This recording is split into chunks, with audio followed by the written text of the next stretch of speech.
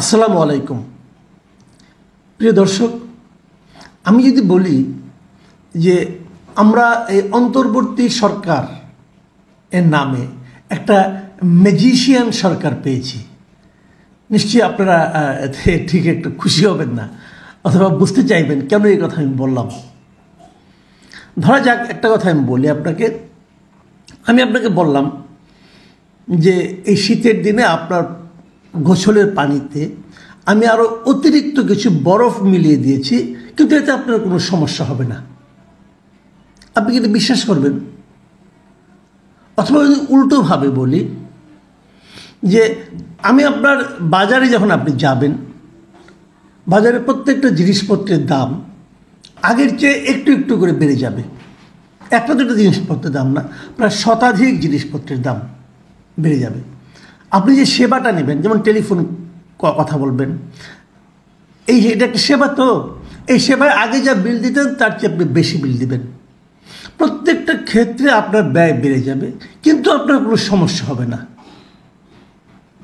আপনি বিশ্বাস করবেন, যদি কোনো দায়িত্ববান লোক বলে, আমি যদি বলি আমাকে আপনি বলবেন দূর দূর বলে তাড়িয়ে দেবেন যে বেটা তুই কী বুঝস, তুই যেটা মূর্খ।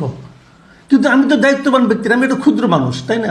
যদি কোনো দায়িত্ববান ব্যক্তি যাকে আমরা টাকা পয়সা দিয়ে, বেতন দিয়ে, উচ্চ বেতন দিয়ে একটা উচ্চ গুরুত্বপূর্ণ পদে বসিয়েছি, সেই লোক যখন এই কথা বলবে তখন তাকে আপনি কী বলবেন? বলবেন ভাই এটা আসলে একজন জাদুকর, সে একজন ম্যাজিশিয়ান। এরকম একটা ম্যাজিশিয়ান সরকার আমরা মনে হয় পেয়েছি এবার। কারণটা হলো সরকার শতাধিক পণ্যে, শতাধিক সেবা খাতে, শতাধিক, কিন্তু একটা দুইটা না, শতাধিক সেবা খাতে ভ্যাট বাড়িয়েছে,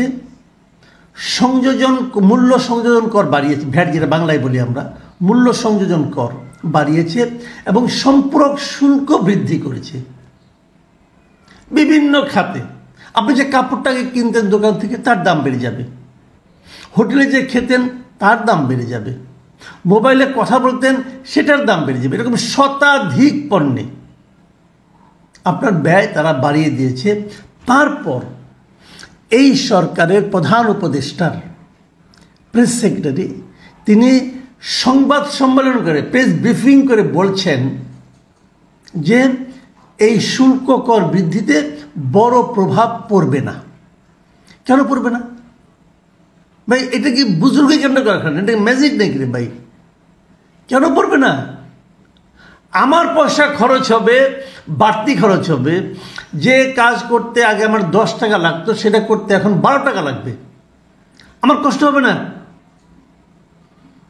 আপনি বলছেন কষ্ট হবে না, তো এরা কি জিনিসটা বোঝেন না, নাকি বুঝেও জনগণের সঙ্গে রসিকতা করেন?